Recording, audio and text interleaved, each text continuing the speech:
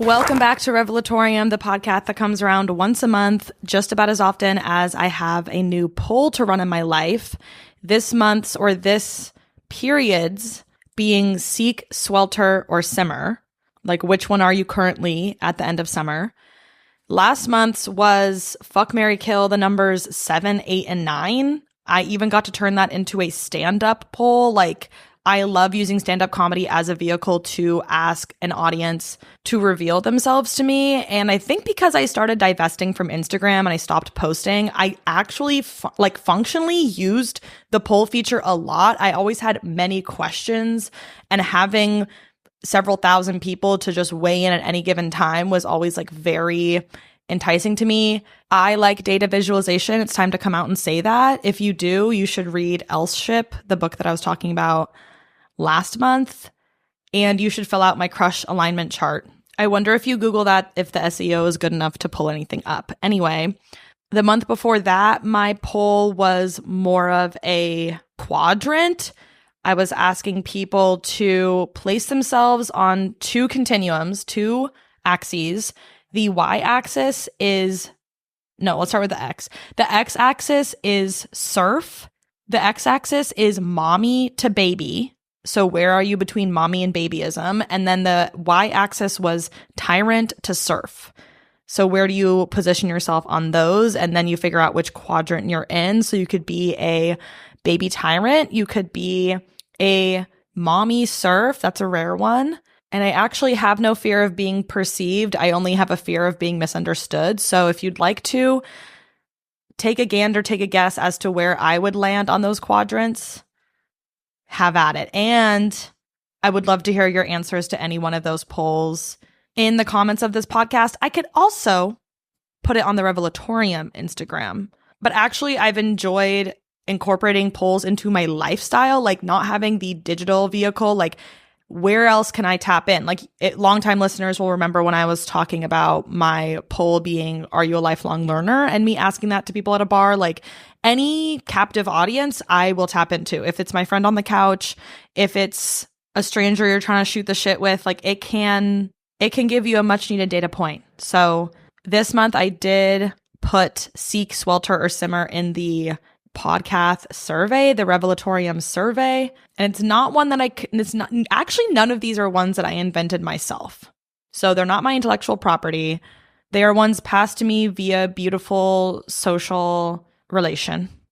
Two of them social relation, one of them parasocial relation. I should give credit to Honey Pluton for seek, swelter, or simmer, because no, here's what I'll say. I'm a simmer sun, swelter moon. Seeking has no place here at the end of summer for me. And it was interesting asking you guys, because I guess I'll just reveal the answers now. Like, I would say the most common answer was the mode, if you'll give me that. The mode was simmer. However, the interpretations, and this is why I love putting the Rev survey out and letting you all interpret. And I try not to make my questions too leading on there. Like, I really try not to be too prescriptive. I'm trying not to even give you maximum context so that you can understand like what kind of answers I'm quote unquote looking for. Like, I'm not going into this Rev survey with like an explicit response expected. I am just seeking, well, there's always a little tiny bit of seeking, of course, but I'm accepting whatever interpretations people make.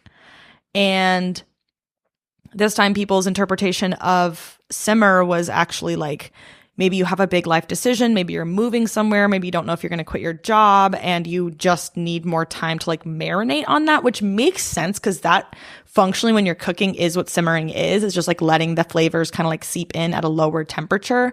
For me, I looked at simmer as like the summer was really hot. We got a boiling and now it's like we just needed to simmer before we turned the stove off. Cause I'm like, I really cannot heat it back up again. Like I'm not nuking anything. I'm like, we are staying. You best believe I'm not nuking anything. Okay. Stay anti-nuclear war. Okay. Yeah. I'm not trying to, if anything, what it feels like right now in summer is I'm trying to like box stuff up, put it in the fridge for later. Like, let me have some leftovers later. Like I'll eat summer up again, maybe Like, I wish I could just have like another, and sometimes we do get another wave of like warm weather in like September or October at the end there. But I'm like, you know what? Let me put it in the freezer and let me access these resources later, the summer resources. Because I'm like, a lot of the simmering of summer is like the spirit is too hot.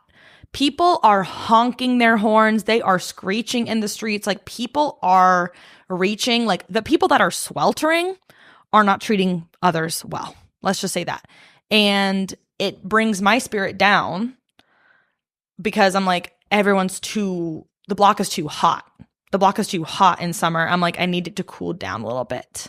Let's have a block party. Let's come together. Let's sing Kumbaya. Let's like figure it out, you guys, because I don't need the sweltering energy. I get it. I said I was a sweltering moon.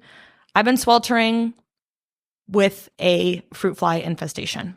Sometimes sweltering is not, it's a airborne thing for sure. You know, the heat of the air. For me, it's like what the air contains. It's containing creatures.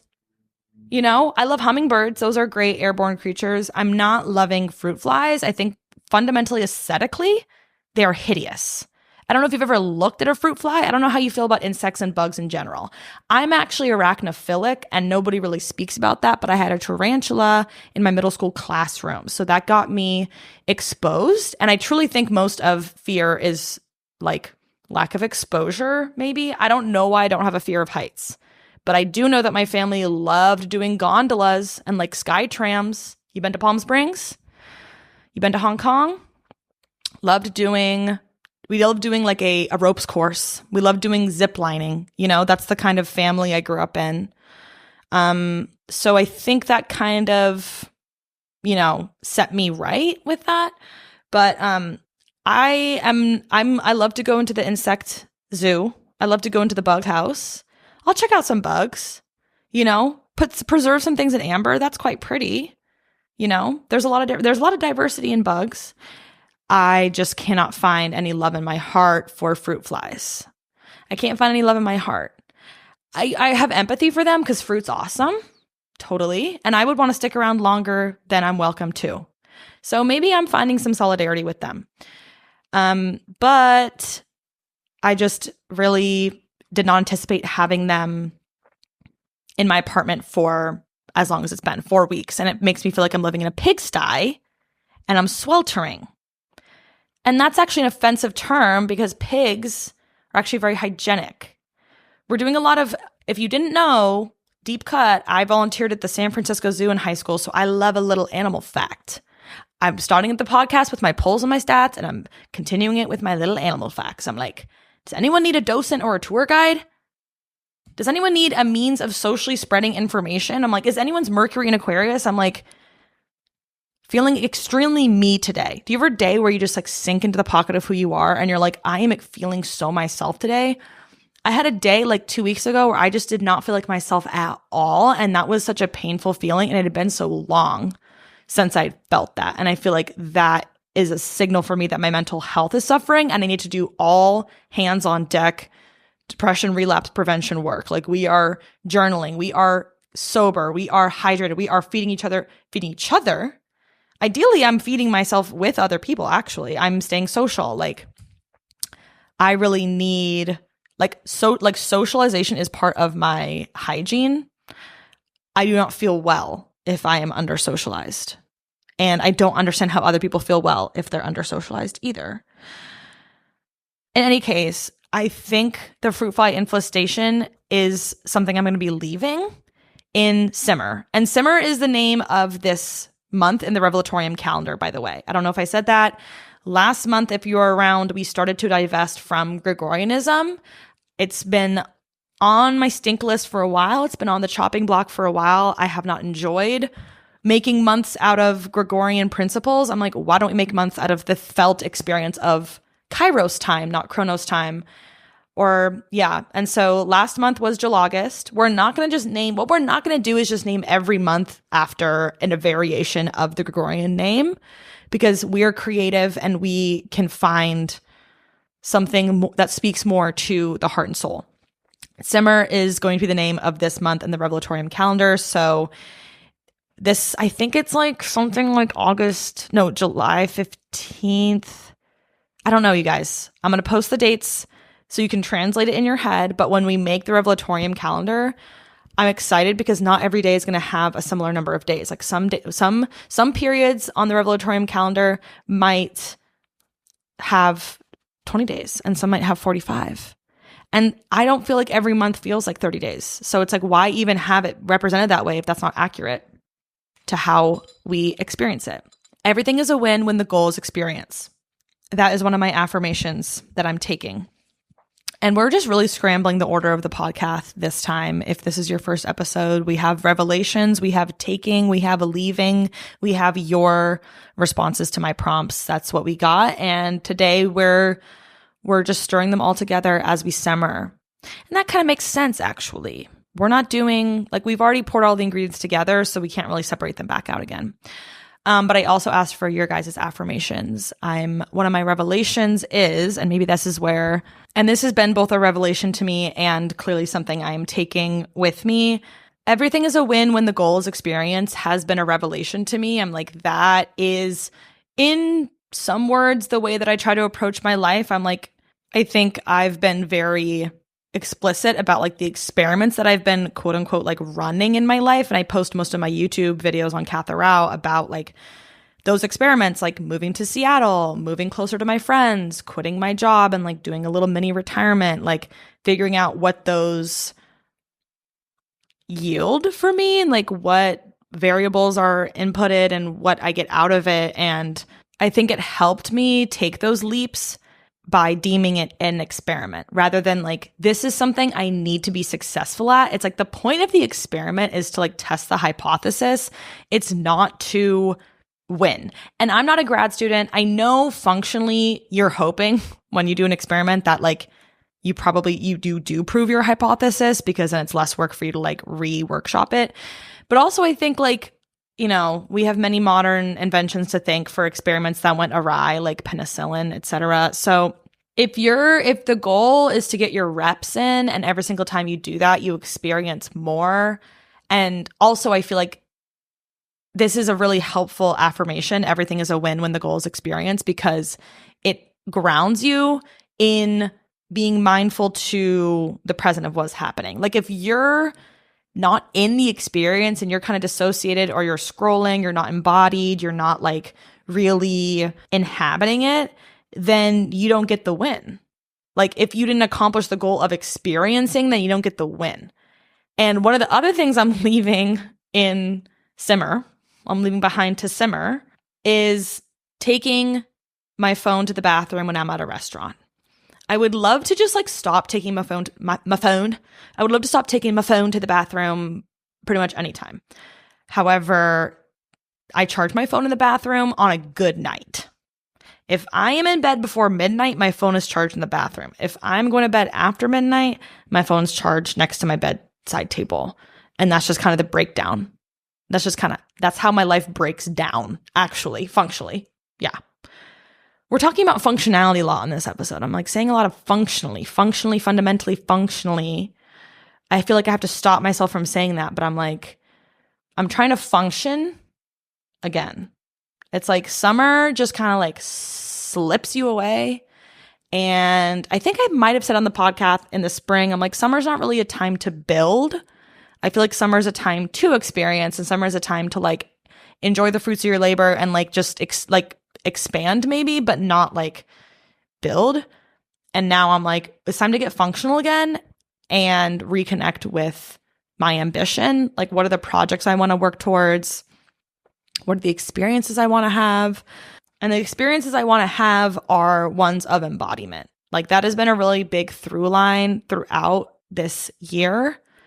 And I feel like I'm missing opportunities to like come back into my body and going to the bathroom, heading to the loo, going to the washroom, whatever you want to call it. I try to stay international on this pod because I know we got people. It's really hard for me because I'm like, this feels so much like summer to me that I don't want to just say like, are you like seeking sweltering or simmering? Some of you Southern Hemisphere folks did answer that. And I actually really appreciated that because I was like, are these terms relevant to if you're going from winter to spring, not summer to fall? But anyway, it's hard to cater to both hemispheres.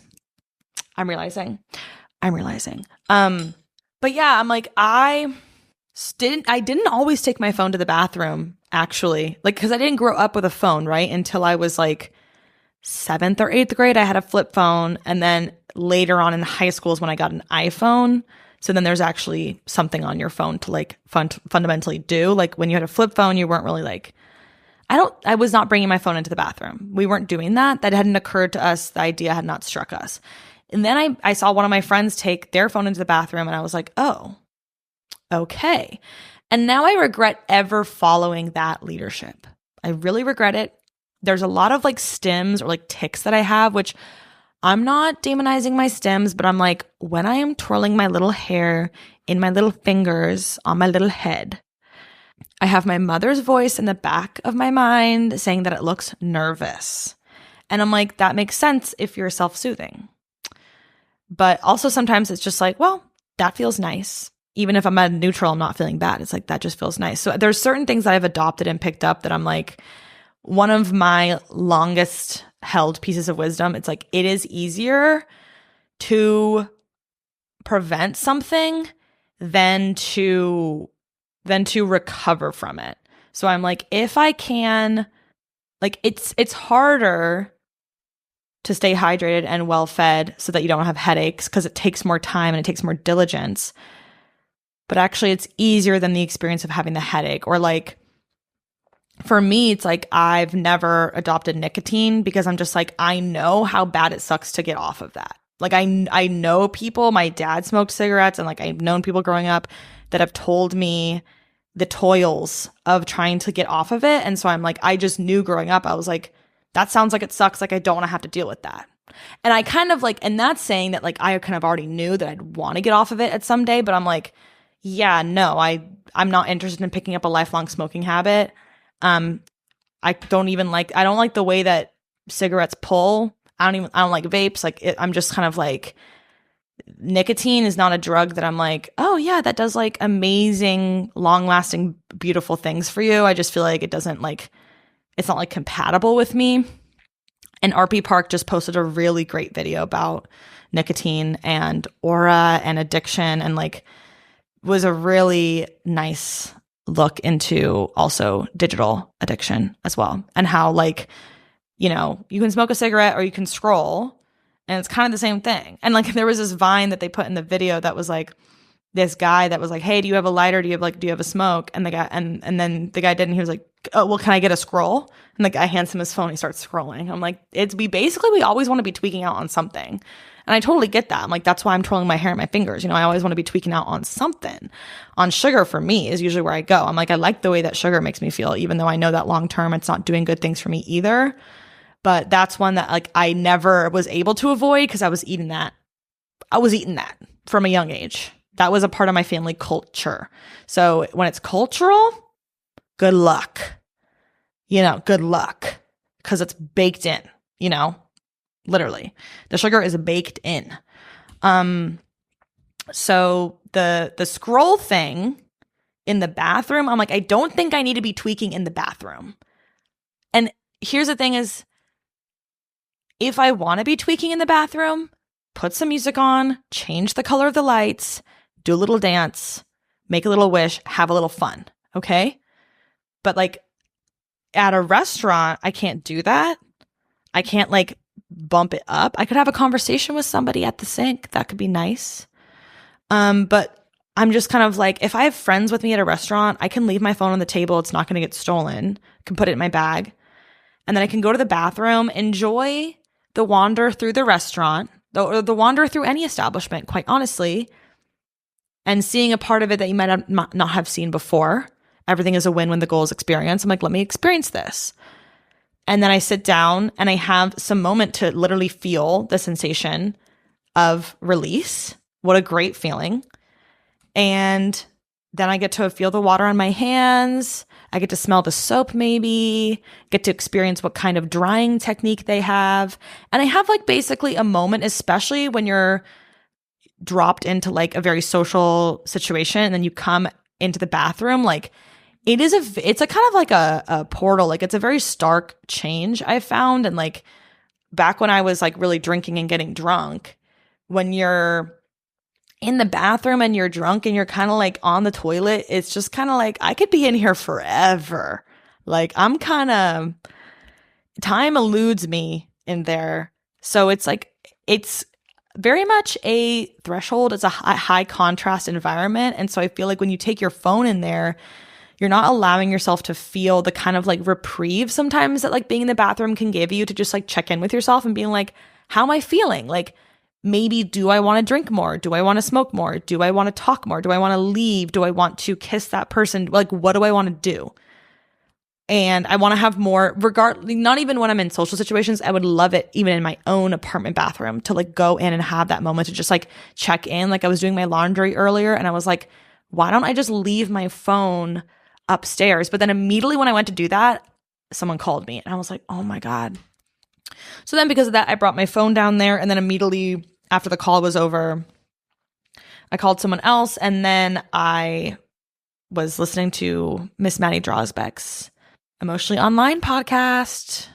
If you're not listening, what are you doing? She is so gifted at giving advice. And you'll notice this is not a podcast where I give advice, because I'm like, that challenges me. But I do give advice over on my Patreon.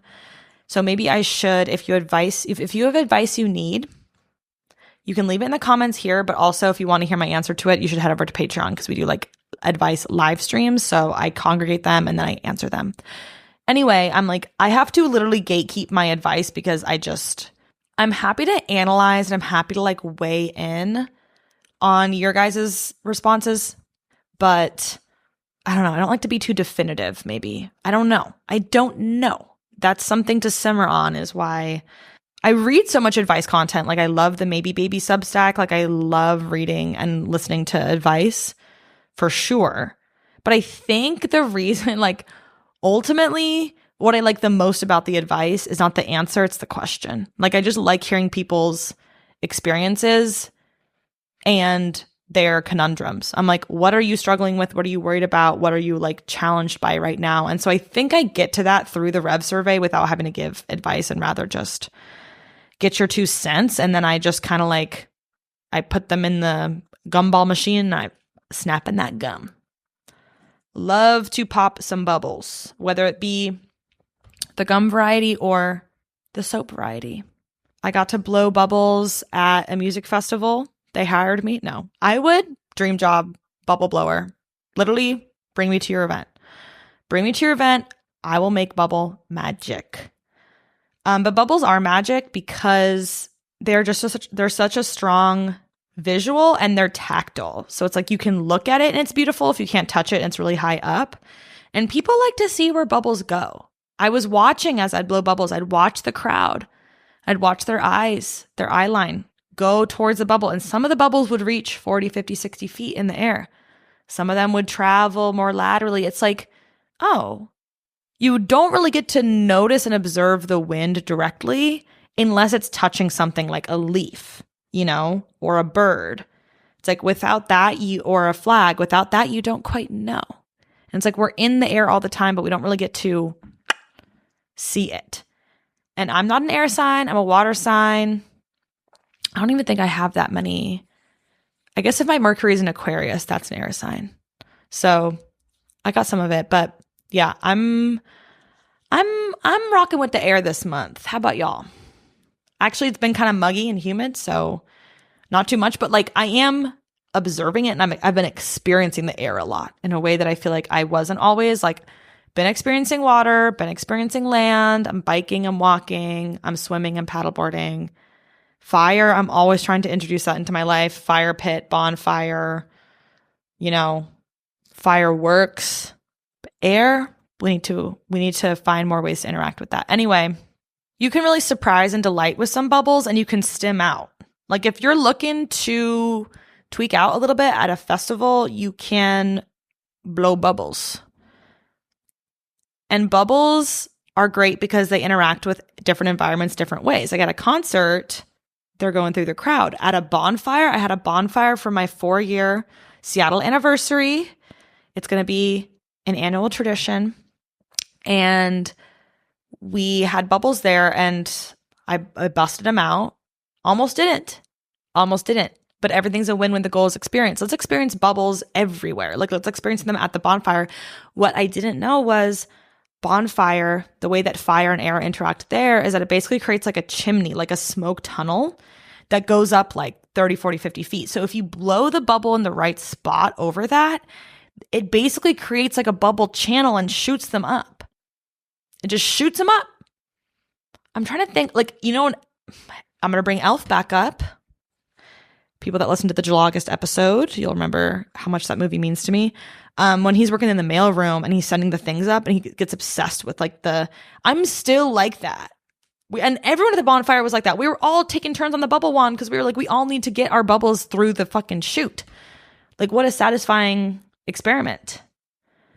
I've been blowing all sorts of different things into bubbles, blowing bubbles towards all sorts of different, it's like, what a great accessory, what a great companion to have in your life is a bubble. We don't want to live in a bubble though.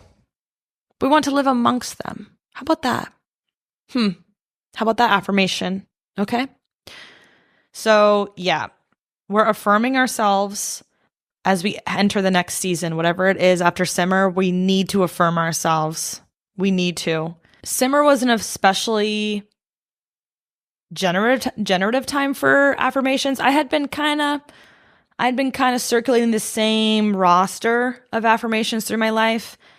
And then all of a sudden, new downloads came through me psychically. No, not psychically, actually. Some of them came through literarily, textually. I was reading, and I talked about this more on my most recent Patreon vlog. So if you want to hear more about worrying and this workbook that I'm about to talk about, Heart Led by Yasmin Awesome. She, and that's one of the 4 accounts I follow on the Revelatorium Instagram because I'm very inspired by her work. And so I got her workbook for the Artist's Way heads. I was just interested to see like what something else in that vein could look like. And hers is all about being heart led. So being motivated by your intuition and like unblocking your intuition basically. And I would say the last 30% of it has been the strongest and has given me like new ideas. The first 70% was very like head noddy to me, but she had this poignant point where she said, like, what we really need to do when we're focused on desire, when you're like, oh, I want this new bike, or I want to be friends with this person, or I want this job, or I want this da-da-da.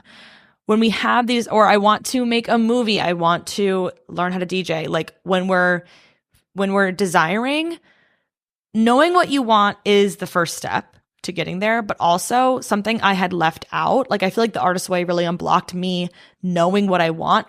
I do feel like I have had a very strong relationship with myself my entire life. Like I've had a lot of self-knowledge. I've really been checking in and expressing myself and like repeatedly interrogating what I'm about. And through that, I have always moved in a way that I have acted on.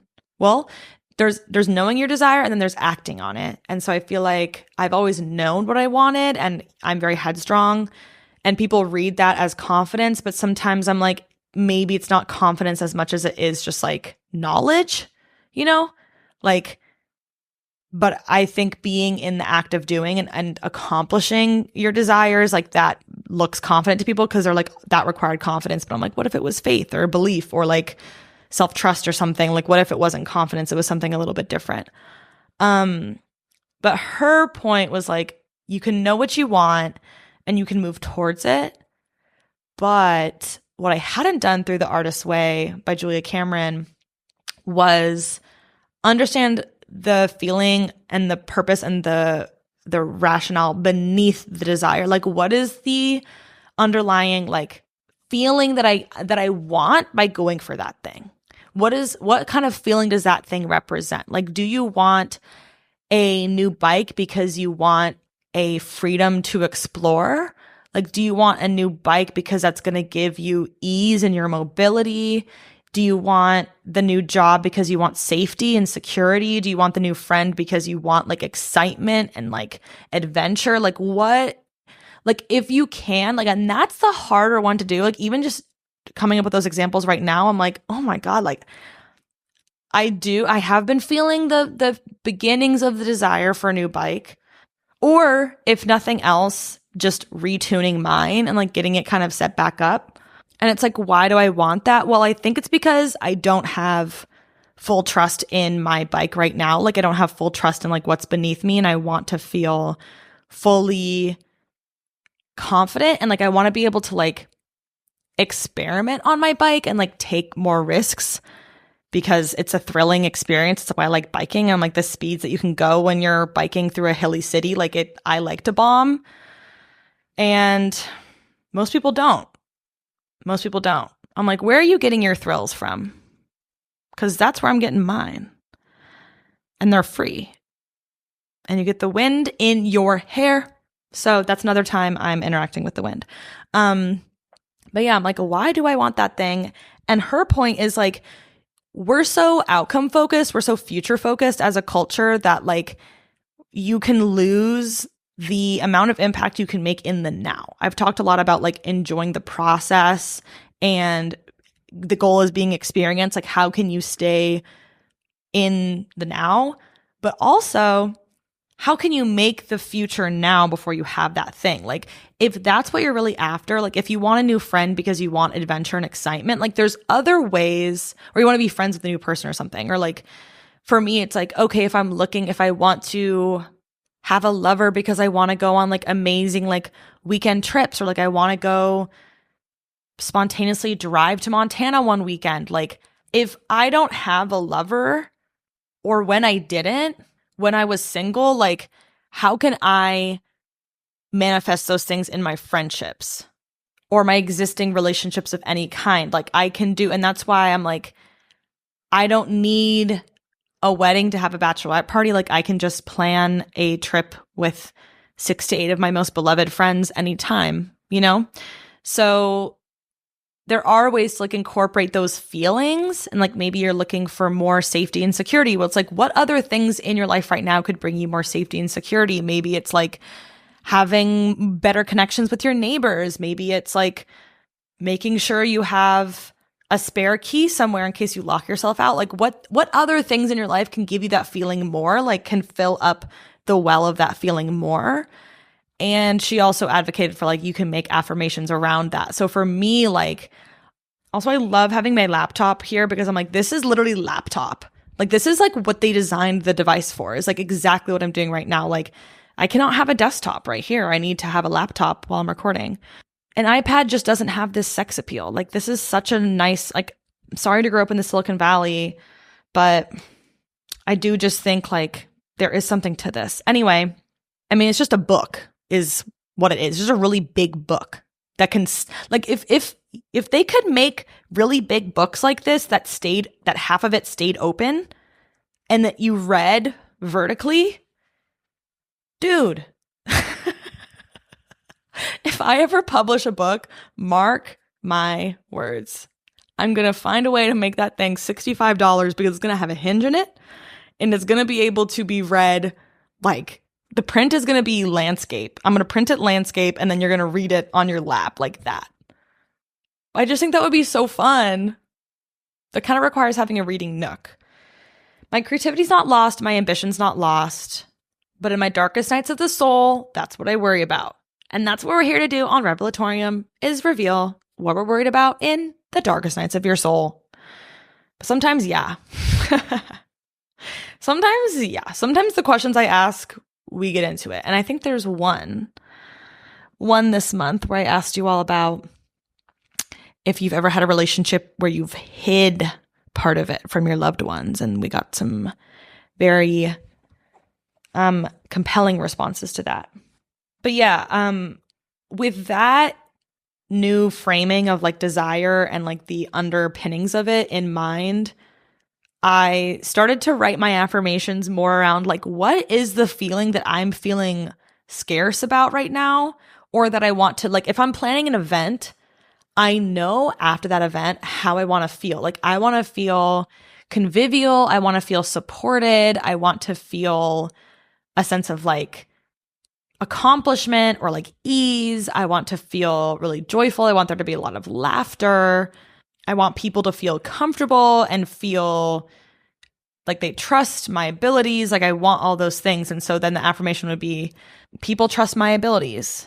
What I create is exciting and compelling and draws people in. And all I got to do is focus on connection, things like that. Shayna Klee of the Purple Palace on YouTube is always like, when she's beginning her like musical career, she has been for the past few years. And like, she's been sharing a lot in that foray. And I feel like the main takeaway I've gotten from her is like, her concerts, she's like, I don't worry about the performance. I worry about like, not worry. I don't worry about the performance. I focus on this ability for connection. Like, I think a lot of times when I'm worried about something and I'm like, or I desire something really bad and I want it to work really well, or want it to work out really well, I'm concerned about others' judgment. Like, that is really, I learned in therapy. When I was in therapy, that was like really made clear to me. That was something that both therapists I most recently saw, like, really picked up on that. They were like, oh, you're very, but I'm like, who is not like that? Who's not like that? But I'm like an Enneagram 3. Like, it makes sense that I'm on the internet in this way. If I kind of am someone who relies a lot on the judgment of others. And so that's kind of why I'm also pulling back from Instagram a little bit and like trying to figure out what's going on there. And I also pulled back from YouTube, not for the same reason. That one was more so just like, it's hard for me to be on my laptop for that many hours alone in the summer when I really want to be experiencing. And I'm not interested in experiencing like laptop time. As beautiful and sexy as it is, I will get back to posting on Catherine. Trust and believe, because I do. You can trust and believe because I do. It's a reciprocal experience. But yeah, I'm really worried about like people judging the outcome. And I remember like whenever my friends have interviews, I'm always like, they want you to win. Like, when you're interviewing somebody, when you're on the other side, you want them to do well. You don't want them to fail. It makes your life easier if they do well. You want to work with somebody, you want to bring someone on, like, you want them to do well. You're not looking for them to be a flop. So like, when you're the other person in the situation, why would you go into it thinking the other person is trying to criticize you off the jump? No, they're going in. You have to move like everyone's in good faith. And something that Honey Pluton said on his amazing Patreon extension of his podcast, because he's not posting in the summer, my king, on his like public podcast, you really should go, like, if there is anyone, like, not even me, okay? If there's anyone you're going to go on Patreon and support, it's going to be Honey Pluton, okay? Some really good stuff coming out of there. But he was talking about like the way that he's able to like stay charismatic and stay pro-social is that he's assuming when he's meeting any new stranger, any new person, that they are just like obsessed with him. Like, they just love what he's about. Because you can't go into a social interaction skeptically in bad faith. You need to like give them fullness so you can get fullness back. If you're filtering down and you're giving them hollowness, it's like they're not going to make you feel full necessarily. So like, you got to go in with fullness, expecting fullness back. And I feel like a lot of affirmations are more so around like, yeah, like, how can I focus on connection rather than like pleasing? You know, like pleasing or like meeting some standard. So for me, like, some of my affirmations are, I focus on the desire and delight of these events. I channel the support and connection of gatherings.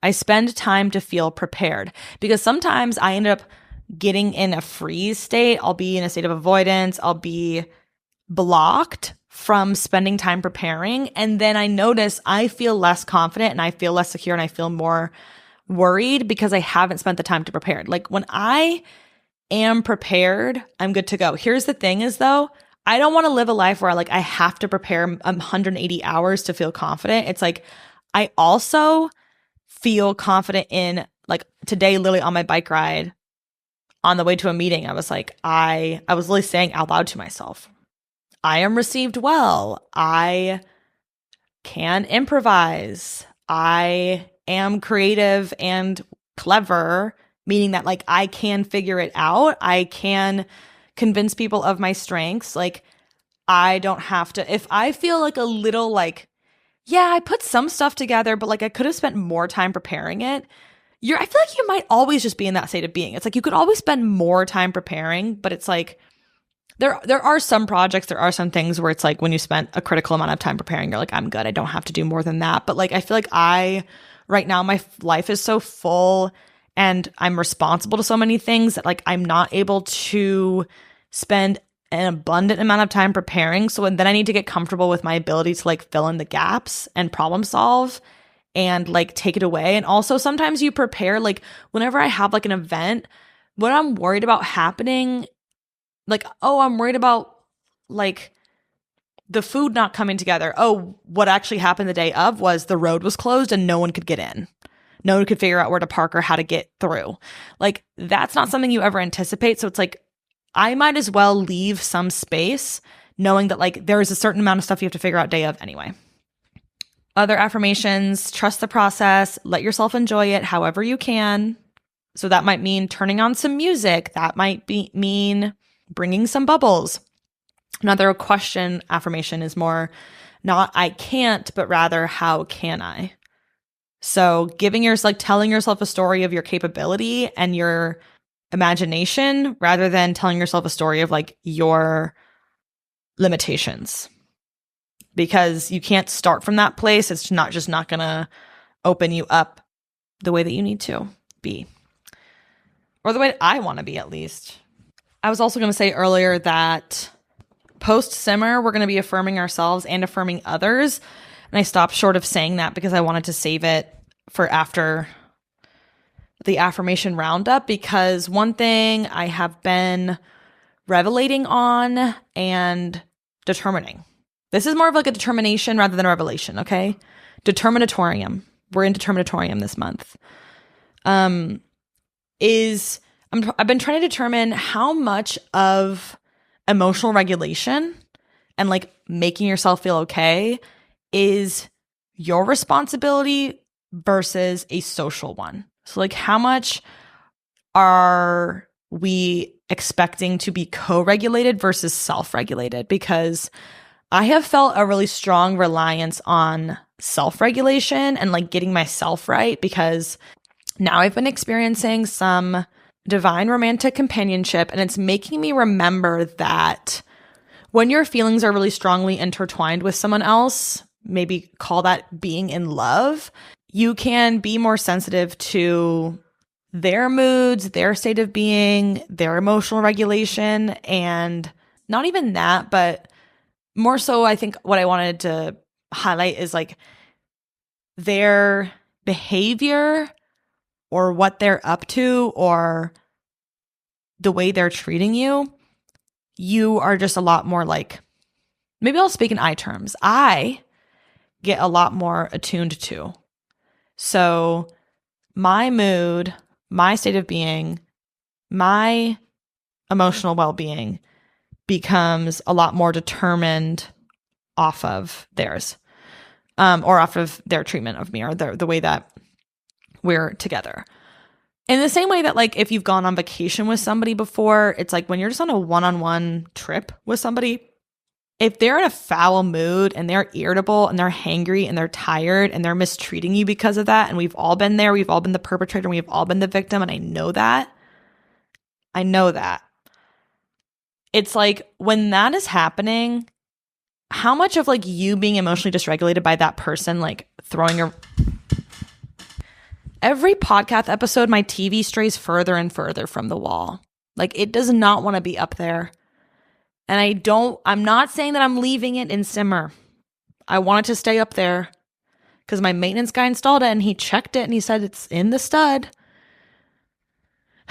So maybe it's the bracket. And if that's the case, that's beyond me for now. But yeah, it's like when you have that tension between you because the other person's not doing so well and you're experiencing a worse outcome because of that. How much of like your emotional regulation in that situation is your responsibility versus like, hey, dude, I need you to like help me feel better because like you're, tweaking. I've just been noodling on that. I haven't found an answer because I feel like especially if you're a more anxious person, like you want the other person to reassure you that them being irritable or cranky on that trip is like not an outcome of your actions, but rather just like a symptom of their own problems. But a lot of people are not attuned enough or not expressive enough or just not concerned with telling you. Like they're not like letting you know. For me, it's like if I'm in a bad spot on a trip, which I was a couple weeks ago, I'm letting my friends know, hey, I'm not doing so well today. And because of that, I'm not going to be able to lead as much of like the activities today as I thought. Like I planned this trip. I like had a whole itinerary, but like I'm not going to be able to be daddy today. I'm going to have to be baby. And I'm going to need you guys to be gentle with me. And my mood is just not super high. So I might need more alone time. Or for me, like I need to go journal alone for 30 minutes. I need to sing and listen to music in the bathroom. I need to bike or walk or have some sort of movement. Like I know the things individually that like bring me peace, but most of those are not social. And so I'm wondering, like, in that case, my friends were not the reason that I was feeling whack, but maybe they could play a role in making me feel better. But it's like, do I even want them to play that role? Of course I do. It's amazing when people make you feel better. But I think like don't want to put that expectation on other people. And when I was listening to Emotionally Online, she actually had an advice inquirer seeking this of just being like, I feel insecure that, my significant other is really stressed at work right now. And I'm just not able to like basically make him feel better after he vents to me.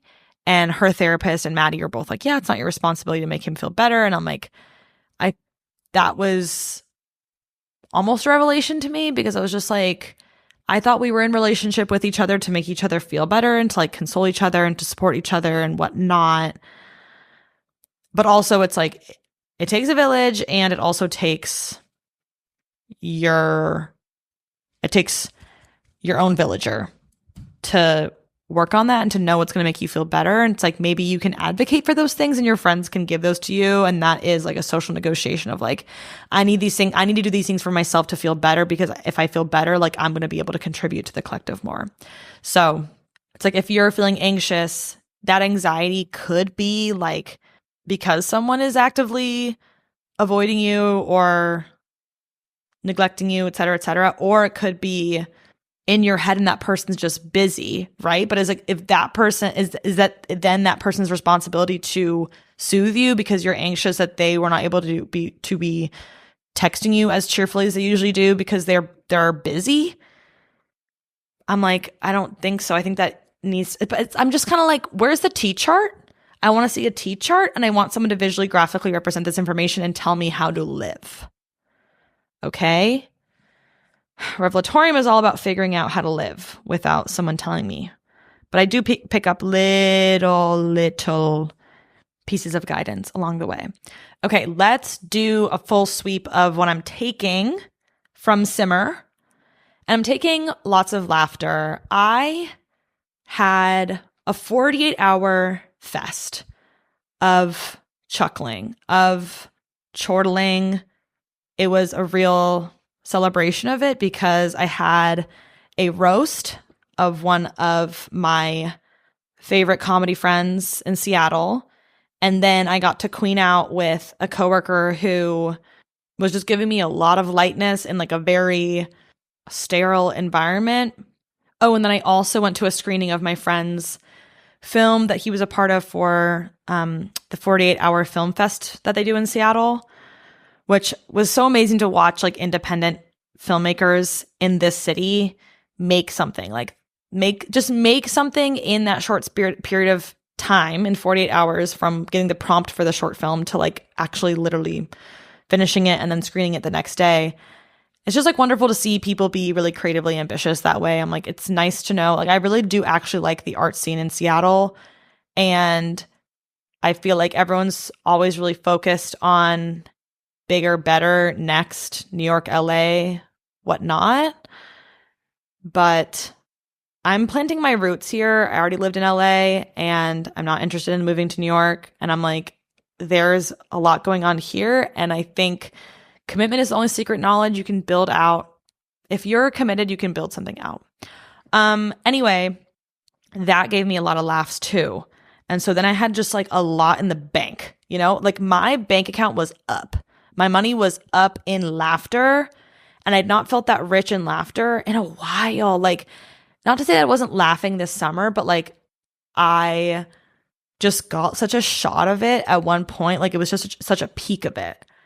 And I just remembered like laughter is a really important strategy for me in the winter. Like I really like that I started stand-up comedy a year and a half ago or almost 2 years ago because it's a nice way to get out of the house, be convivial, and hopefully let some air out of your lungs. Talking about air again. Laughter is a great way to connect with air. You can lose it, you can gain it. It's amazing. So I'm used to tapping into the power of laughter in winter. I feel like in summer, I'm not looking for it. I'm not seeking it. I'm just like, it's when you're spending so much time with people and the sun is out and light is abundant. And at the beginning of summer, when people feel a little bit easier, freer, it feels like the end of summer, people are feeling like constricted by the heat or something. When I was talking at the beginning of the episode about feeling really me or like slotting into who you are, laughter really helps me feel like myself. Like I feel my most at myself when I'm laughing. Like it really helps me connect with my spirit and my understanding of the world.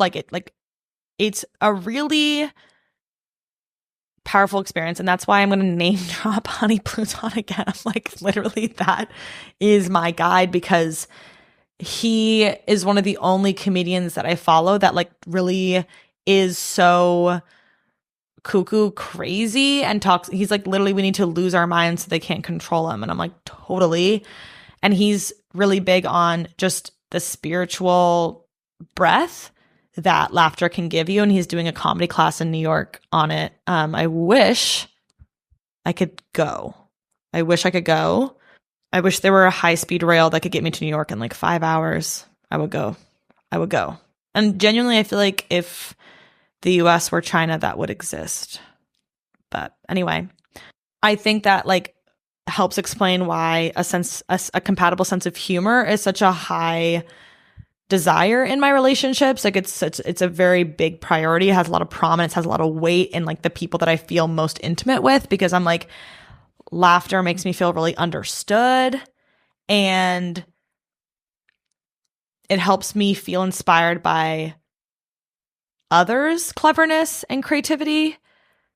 And honestly, it really helps to regulate me. Like I feel like more than sugar or caffeine can boost energy, like laughter is the most compatible substance for me for that.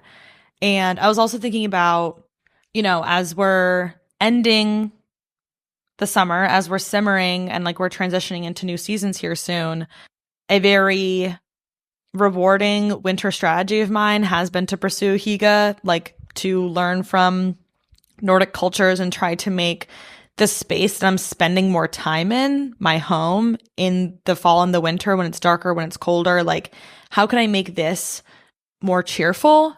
And it looks like tea lights. It looks like my essential oil diffuser. It looks like playing music on my speaker. It looks like having decorations up for the season. Like it looks like so many different things. But I think what Hygge misses, or maybe I just haven't done enough reading into it, is like how we're showing up outside of the house. There's a lot of other like Scandinavian terms for that. But I feel like for me, it's like I got my Hygge down, but then also now in this apartment, I've got the Hygge and I've got external hobbies like playing in my little gay band, doing my stand-up comedy. Those are opportunities to laugh and get my spirit up outside of the home.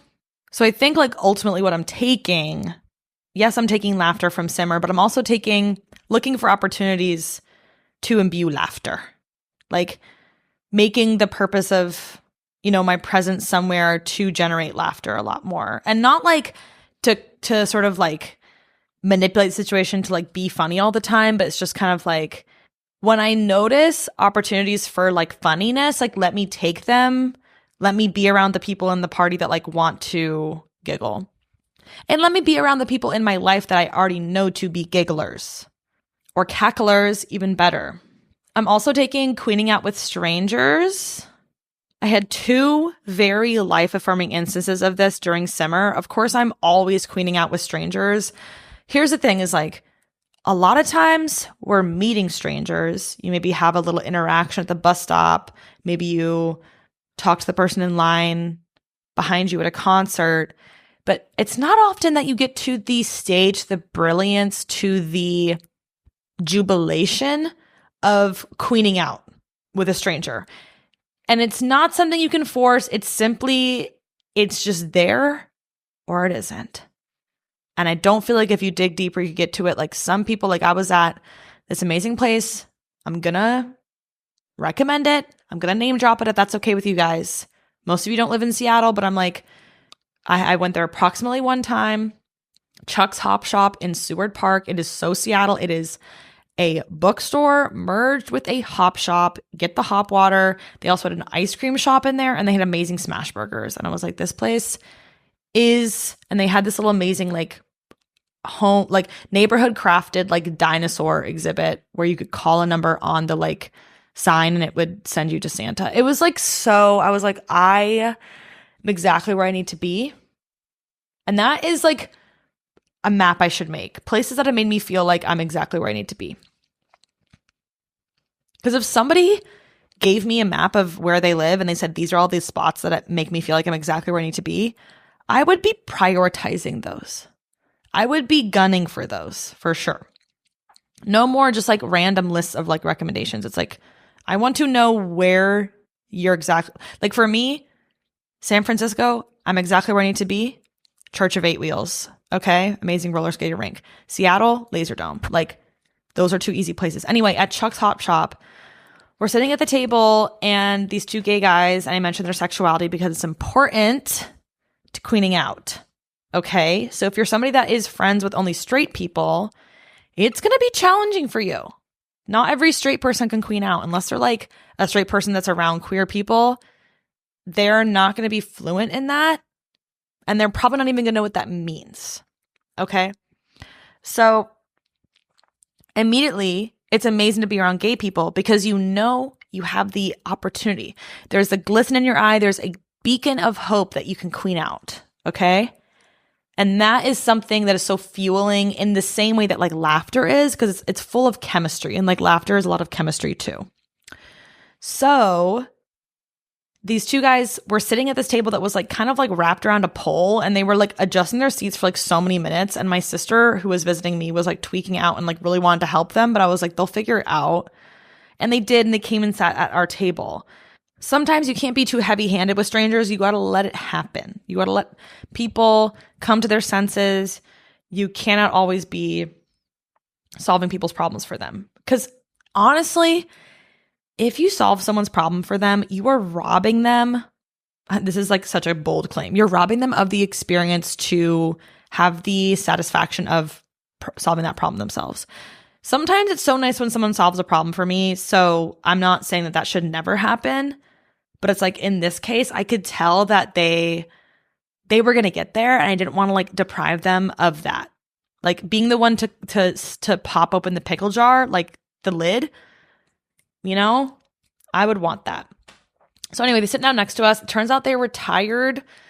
These 2 retired guys that have lived in Seattle for like 40 years. They had like a beautiful love story. And one was like so gregarious and one was like so nonverbal. I just thought that dynamic was like so adorable. Although I am on my extrovert for extrovert kick right now. I'm like, I can appreciate that dynamic. I'm not saying it shouldn't exist.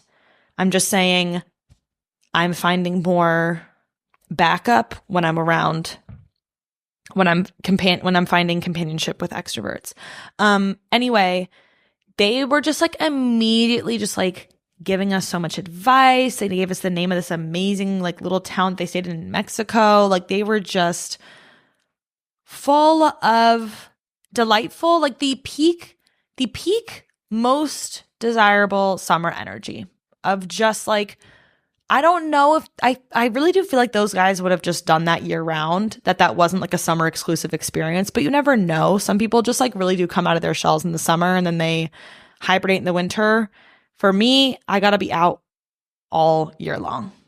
You ever seen that meme? It's like those two girls and one's wearing a neck brace and it's like, they really don't know how to stay home. I'm like, yeah, that's it.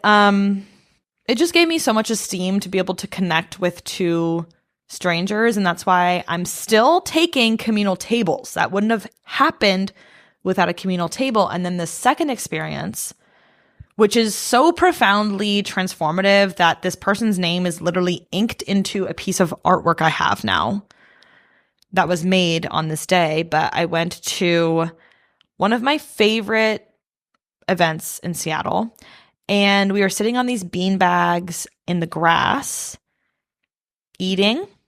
Yep, eating. And this 11-year-old girl, let's call her Apple, came up and asked if she could eat her lunch with us. So she's 11. We're all in our late 20s. But she's clocking us and she's saying, "Can I eat lunch with you guys?" And we were all immediately like, yeah. And I felt so redeemed to be in the company of two of my favorite people who are interested in spending time with a stranger in this way, because I feel like not everybody's interested in spending time with strangers and getting to know new people. And it scares me when I'm with someone and I don't feel a pro-social orientation from them. I'm like, we actually, like, it's getting to a dire state where I feel like really adamant about like people need to be pro-social because we're losing out on so much. We're being taken advantage of by ChatGPT, period. When you're antisocial, you get taken advantage of. Like, I feel like you can be antisocial, but just know that like that puts you in a more vulnerable position. And I think most people think of being pro-social as putting you in a more vulnerable position because they don't trust community, which makes sense when you've been harmed. But I thought this was such a beautiful time where us saying yes to this stranger sitting down, like, really built trust in humanity. When's the last time you had an interaction with, like, that's why I liked talking to strangers, because it just, like, the novelty of it and the freshness of it and the briefness of it, like, gives me a reinstilled vigor in like, we're going to be okay.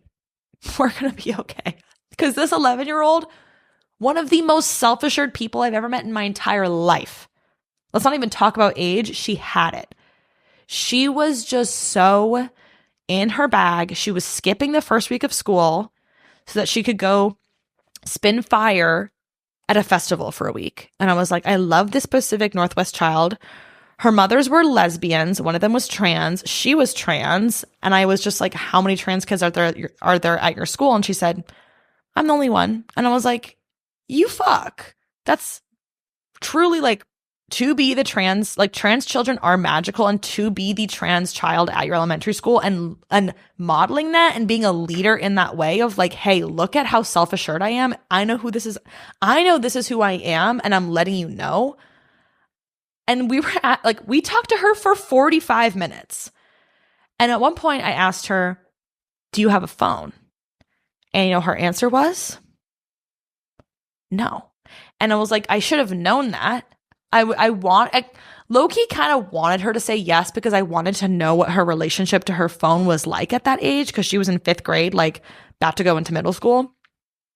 But I was like, on the other hand, I kind of know that if she had a phone, this whole interaction would have never happened. Because if you're on your own and you have your little lunch, you have your sandwich and your chips, and you're at a park and you don't know anybody, most people are just going to pull out their phone, pop on a YouTube video, pop on this podcast or whatever, and go to town. You're not going to look around you for social resources and for entertainment. I was so glad that she did, because it has made my life almost 30 days later still so much brighter. Like I really still feel the lasting effects of like this child. And it gave me so much hope. When's the last time you could say that? Because she was just so fucking cool. I like, this child is amazing. She's talking about all her favorite video games. She's talking about art. She's talking about her friends. I loved her. I love her and I miss her. And it was like, I wish I could have a more lasting relationship with her, but it was just one of those bubble bursting moments that was never supposed to be something long term. It was just supposed to be a glimmer for me to feel like maybe more resilient in the face of challenges. I'm like, well, at least this child exists.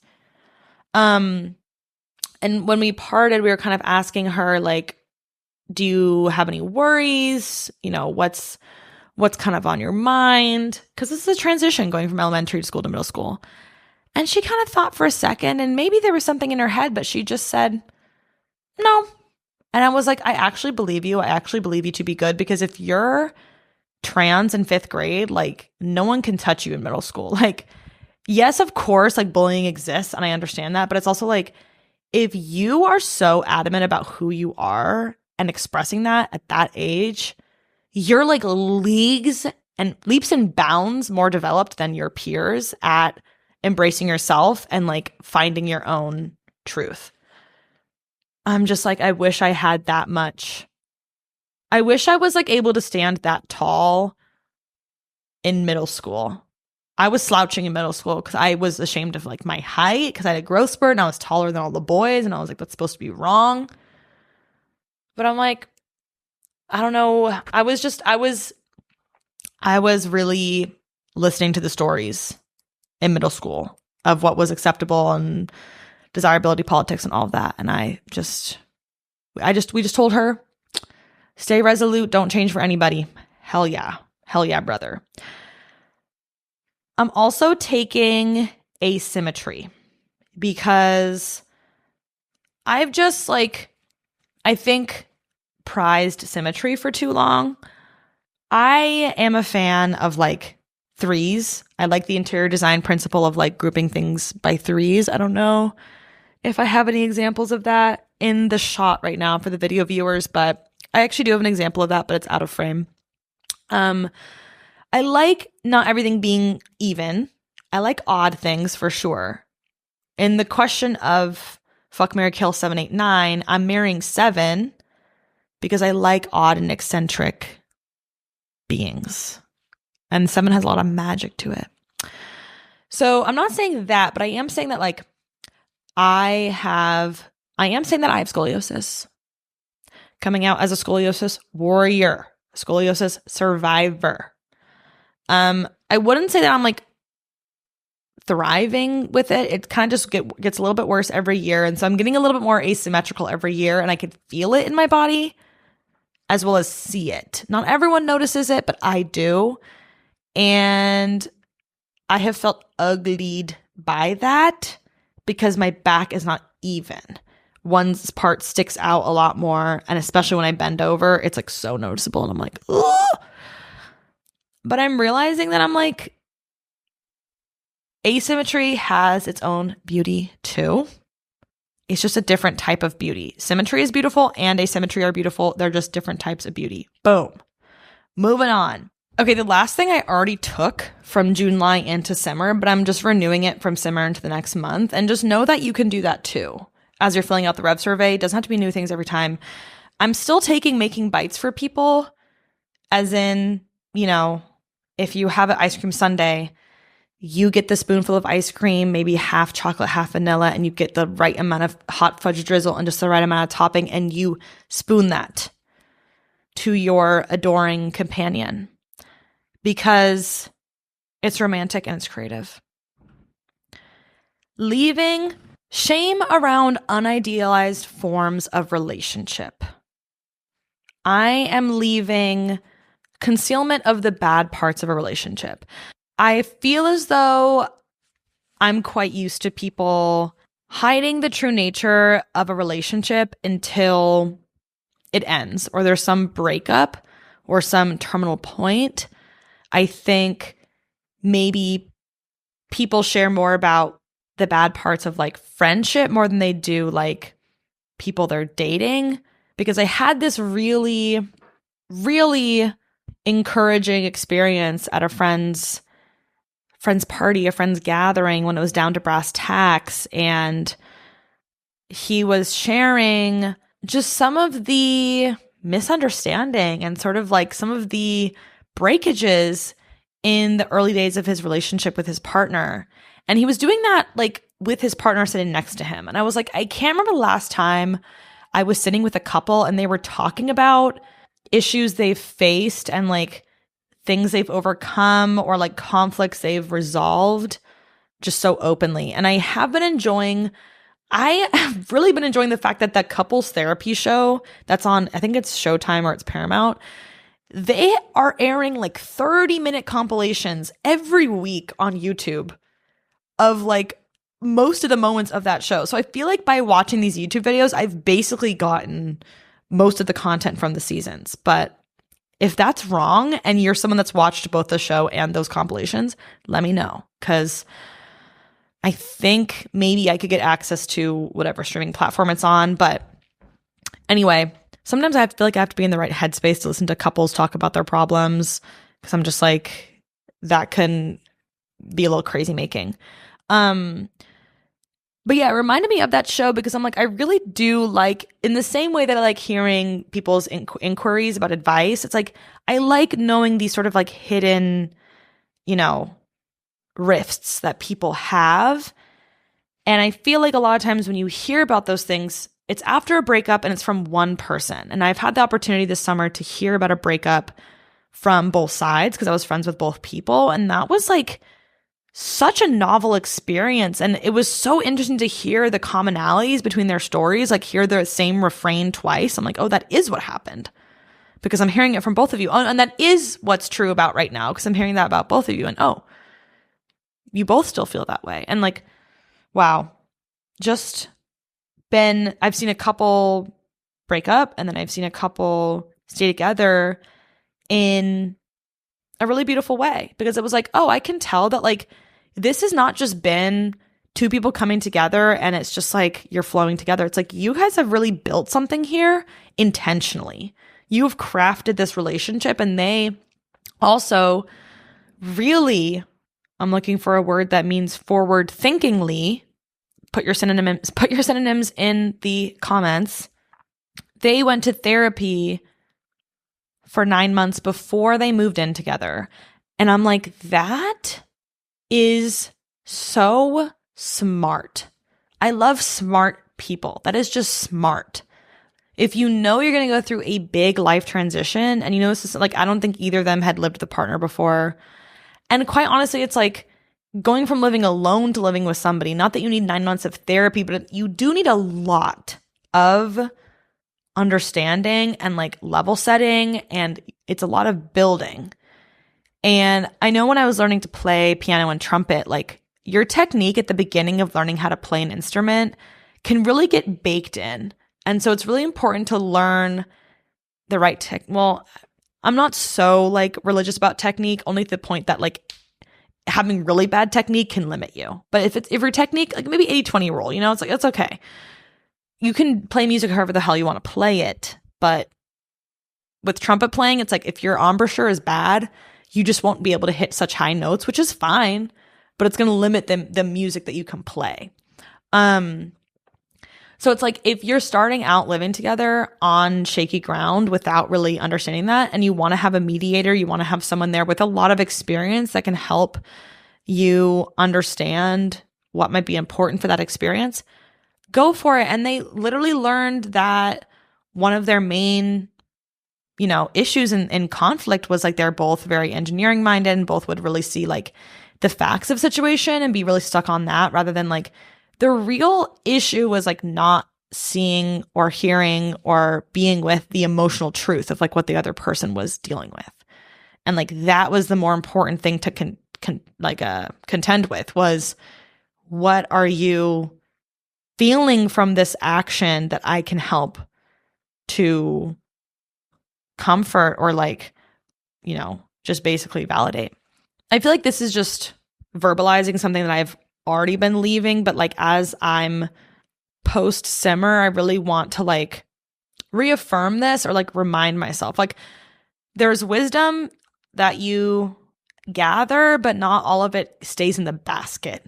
You know, it's like, how can I keep this in the basket? I don't want to lose this. I don't want to lose this lesson of like, I've had relationships before where I have hid like a lot of the nature of that relationship from my loved ones, from my trusted friends. And not that it was like they were asking me and I was lying or like omitting something. It was just more like these were things I would have had to like voluntarily just like bring up. But when I was insecure or dysregulated or like, you know, feeling violated in some way, I wasn't like telling other people about it because I felt shame that my relationship was not ideal, that it wasn't like something that other people could admire. Like I wanted to give other people the peace of just like, I'm good, like I'm in this amazing dynamic with this person. But actually there were a lot of parts of the dynamic that I was concealing to convince other people that the dynamic was good. And I'm like, I'm not in the business of that anymore. I am trading in matters of honesty and integrity. And I think for me, sometimes I worry because of some emotional, like relational patterns from my past that I'm like, am I just going to get tripped up and like end up in that same dynamic again? And for me, the only way that I feel really, you know, I can outline those things to stay on the lookout for. Like I can outline those red flags, or I can make the people around me aware of there being a flag, and then maybe seeing what color they see it as, you know? Because sometimes I'm like, I don't know about this, I don't know about that, and then some people, but maybe I'm making a mountain out of a molehill, and actually it's not. It's some neurotic thing I'm getting tripped up on, you know? So basically, we're not gonna do as a lot of influencer couples do and convince people that what we've got going is beautiful, wonderful, and perfect all of the time. And that's why I really do struggle with like airing relationships online, is I'm just like, I know that most people in their friendships, in their other ships are not going to be, and people tell you that, oh yeah, we don't air all our fights, but I'm just kind of like, when you're consuming a lot of digital content that can help build your world and build your sense of normalcy, and so if you're building that off of people that are concealing or omitting big parts of the relationship, like, I don't know, I'm just like, I like when my friends tell me about conflicts they're having, and first of all, I like knowing that my friends are people that can resolve conflict, because that's valuable to me too, and I want to know what their conflict style is like. So when people tell you about issues they're having with other friends, not to say that it tells you everything about their relationship dynamic with you, but maybe it can give you a launching point to talk about, well, how do we want to traverse situations like that? Anyway, there's so many ramifications, but I just know of so many times where I have known a couple and they seem great, and then after they break up, all this shit just comes out where you're like, oh my God, that was happening. And it's like, I do not claim that. That will not be me. Now it's time to discover what you will be taking and leaving, and what's showing up in the revelatory mirror of your life as compared to mine. Chloe, who's 21 in 1 week. Happy early birthday, Chloe, Virgo queen. She's writing in from the end of the longest winter in the Southern Hemisphere. Okay, so we've got some Southern Hemisphere baddies in here, and she's leaving hibernation. I am ready to get out of this cocoon, this resting season of my life, the waiting, the recharging, the dormancy. And I wanted to highlight this because I was like, it is actually so wonderful having the yin and the yang of Southern Hemisphere folks in here, because I'm like, when you're in the heat of summer, when you are sweltering, you can hardly imagine in the winter, like what mindset you might be in. But it's like, yeah, winter is a time of like resting, the waiting, the recharging, the dormancy. I'm like, those are not words that are coming to mind as I'm ending simmer, you know? Gab, who's 26, writing in from the guest room of the house I'm cat sitting in, said she's leaving worrying that I'm being socially weird and falling into shame spirals because of it. Now I just say that wasn't my best work socially and continue the craft of conversational art. And I love this outlook. I love this reframe of just like socialization is a craft. It's something that you can build your skills in. If you get more reps in, you get more experience with it. And maybe you can apply that affirmation. Everything's a win when the goal is experience. It's like, okay, well, you experienced how it felt when that wasn't your best work. And now you know, review the tapes and get back out on the court. Emily, who's 24, writing in from the comforts of my thrifted recliner, is leaving behind the expectations of what a romantic relationship should be, in hopes to free myself of the doubts of my current relationship. And yes, this is a very like fraught, conflicting place to be, because it's like you do want to be checking in about your relationships of any kind to make sure that like they're serving you and they're responding to like the values that you have. But at the same time, when you're a perfectionistic person and when you have really high standards for yourself, sometimes you have to focus more on just like acceptance than rigid, like, yeah, expectations of like, well, this is what so-and-so has, so I should have that. Or it's like every relationship is so unique and different. And it's really just about like having time to check in with yourself about like, how am I feeling about this? Rather than like, what is it supposed to look like? T, who's 35, writing in from my lunch break outside, is leaving the pressure to make romantic connections this summer, especially coming off Pride Month. I'm bi and only dating women/NBs. I've been going to queer events for some time now, and because most of them revolve around drinking and partying at night, I find that I don't really feel like myself in those spaces to seek or attract the type of person I'm looking for. With all that being said, I want to leave behind the pressure of connecting for that purpose at these things and shift my energy into joining more spaces where I do feel more myself and comfortable. And before I could even offer any haphazard advice, she also said, in the taking category, I'm taking the momentum of activities that really are seated in things I enjoy and continuing my efforts of meeting people in more creative ways.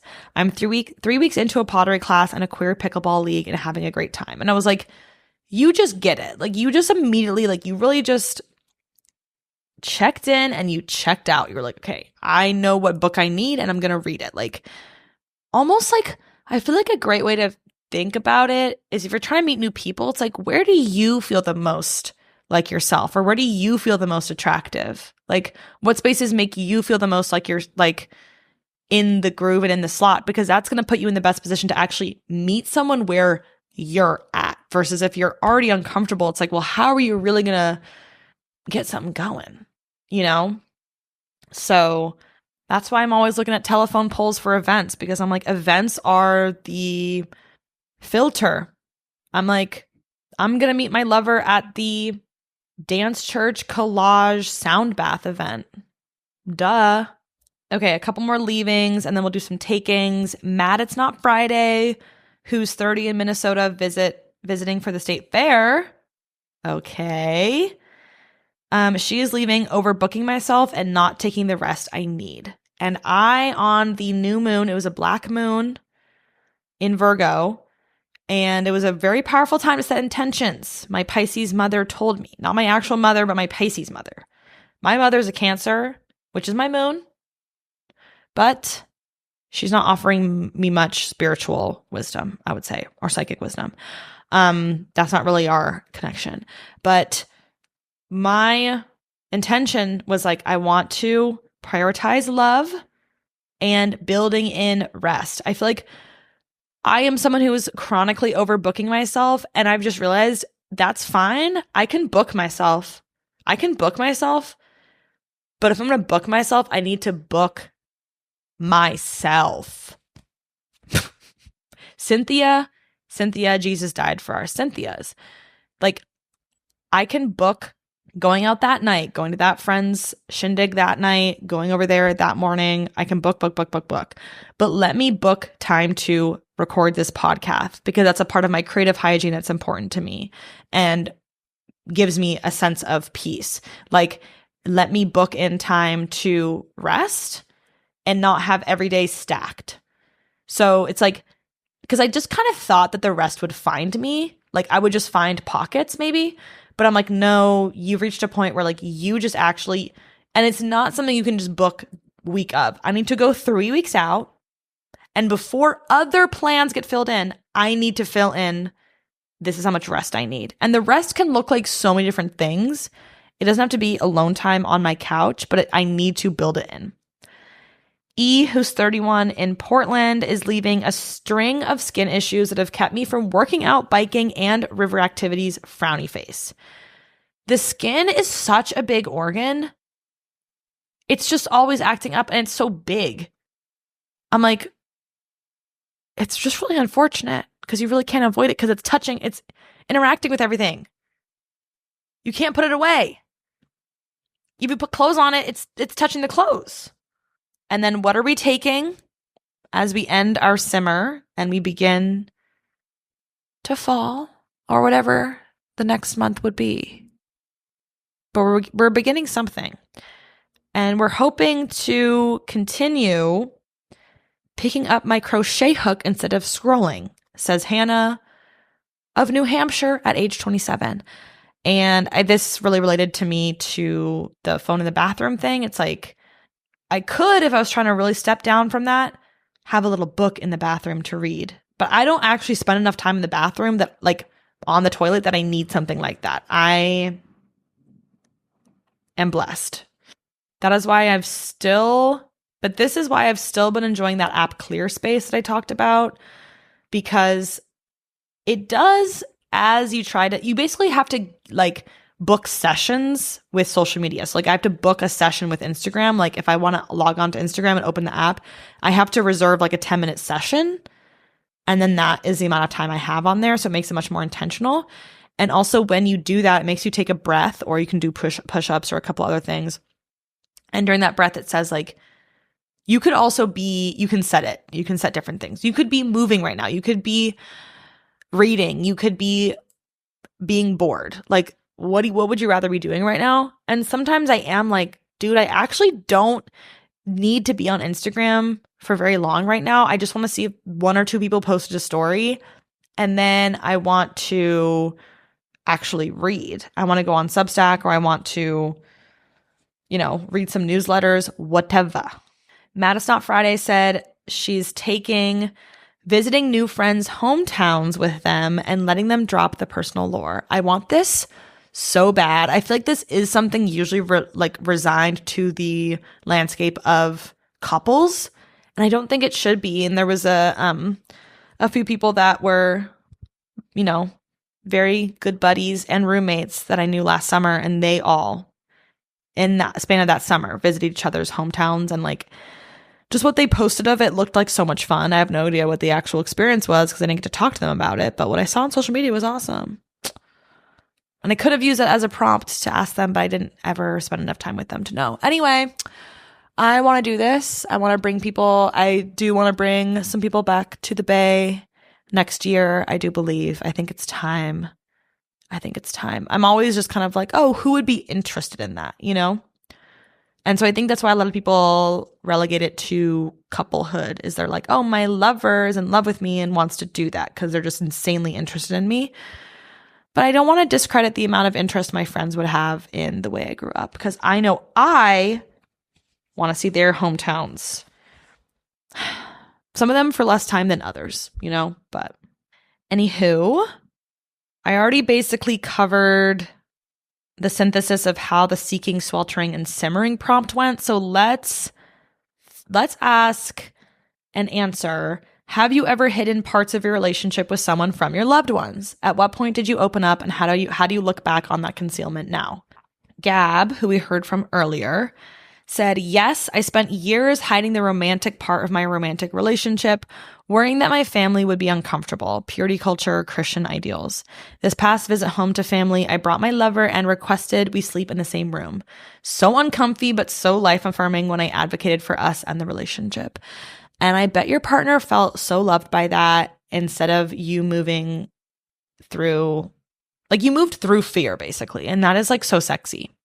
So sexy to see someone move through fear, like goddamn. And I've never slept at my parents' house in the same bed as a lover. And I'm like, I wonder how my parents would react to that. I don't know. So I'm proud of you. T, who we heard from earlier as well, said, I was in a year-long relationship with a couple, male and female, 3 years ago, and didn't tell my parents. My brother and friends knew, but that was it. I felt comfortable in that concealment because it was never meant to be a long-term thing and would have just invited potentially weird questions while I was testing out that dynamic. Turns out I'm more monogamous, so I'm happy with my decision. They don't need to know every detail of my life. Totally. That makes total sense. Mia, who's 24 in Australia, said, I never told my family about my one boyfriend in high school, and I feel like if I started dating someone now, I would also struggle to tell them. I'm truly not sure what it is when it comes to things like this because my siblings are the same. I love my family, they're kind and supportive, but they can also be a lot. And maybe it has more to do with the eventual meeting the family, which means the significant other would then see me in a different light because I am most myself around my family. Not sure if this is a good or bad thing. I'm just very awkward all around. I thought this was a really interesting analysis of that concealment. It's like, oh, maybe I don't tell my parents about the person because they'd want to meet the person, and then that person would have to see me in my familial element. Because it's true that like that is home and it can bring out all sorts of things. I'm not saying it for everyone. Their family makes them their best and brightest or their safest or whatever, but it's like you're seeing them in this like very literally familiar state of being. So yeah, I feel like my sister and I are also kind of that way, but I'm trying to build a bridge out of it. The Luna with big feelings, who's 26, riding in from her bed with her legs propped up, compression socks on after a long yet fun day at the state fair. Another state fair? I'm actually going to the state fair in the next season. It's an annual tradition of mine because I grew up going to the state fair. That's my culture. Okay, the Luna said, I had this friend group a few years ago. 3 of us, me, Abby, and Jane, fake names, where I started dating Abby in secret without Jane knowing. Ooh. I knew she wouldn't judge us for being gay because I was already out to her, but I feared she would judge my taste in girls. Oh my God. Yeah. Jane and I were friends before Abby came into the picture, and at the time, I really wanted a partner that still allowed me a lot of freedom to be an individual. While Abby was cool, she was more needy and territorial of the people in her life. So in theory, not super compatible with my needs. But I fell for her and we started dating. It got to a point where we couldn't really keep it a secret anymore because Jane was shooting glances our way when we all hung out together. I don't think the hand-holding helped us in trying to be secretive. If you try to judge who I was dating by who I was holding hands with, you'd be very confused. So I told Jane that Abby and I were dating and she was really happy for us, but in secret expressed her concern to me. I was really in denial at the time, but looking back, my fear in not telling Jane about the relationship actually came from knowing that Jane would be real with me about our incompatibility and call me out for not addressing my needs in a relationship. Nevertheless, Jane was supportive, even through the nasty breakup between Abby and I. Not once did she gloat, but rather was the best shoulder to lean on when I was down. Jane and I are still good friends, and I know I can be open with her about anything. That's exactly what I'm talking about. It's like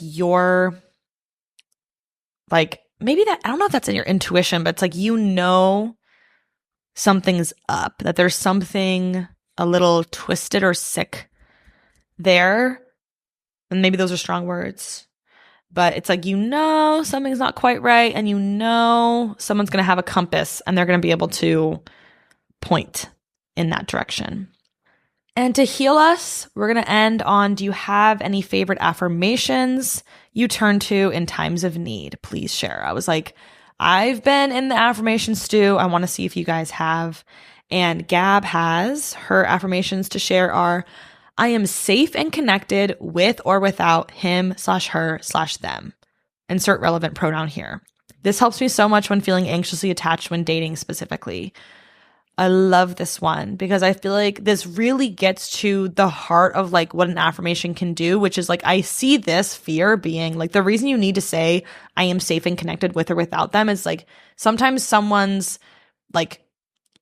triggers you and you feel anxious and like it's threatening your feeling of safety and connection. You're feeling disconnected from them and it makes you feel unsafe. But it's like, I have to remind myself that with or without this relationship, like I am safe and connected with other people. So this one thing is not threatening my whole, or it's not jeopardizing my entire safety and, community. Blank Zucchini, who's 27, writing in from her bed, said, I trust in my ability to navigate uncertainty and change. I embrace the unknown with courage and an open heart. Exactly. Emma, who's almost 24, writing in from the Nethermead in Prospect Park, said, as someone who has a history of disordered eating, anytime I feel full after a meal, I say, happy tummy, full tummy. I love that. If you are hungry and you're not full and you're looking for more affirmations, patreon.com/Catharout. I've got plenty of them. In my most recent vlog I posted on there. We're also reading On Photography by Susan Sontag this month.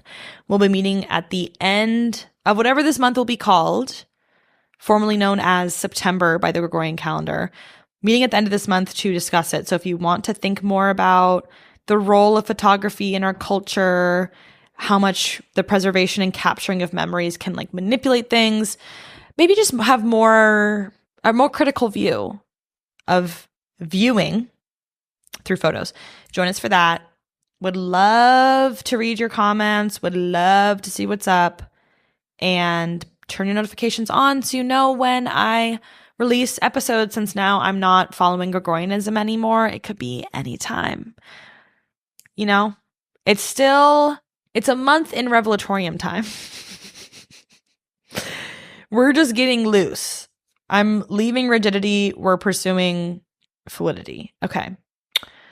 Wishing you all relief. I will see you all next time, and Cather out.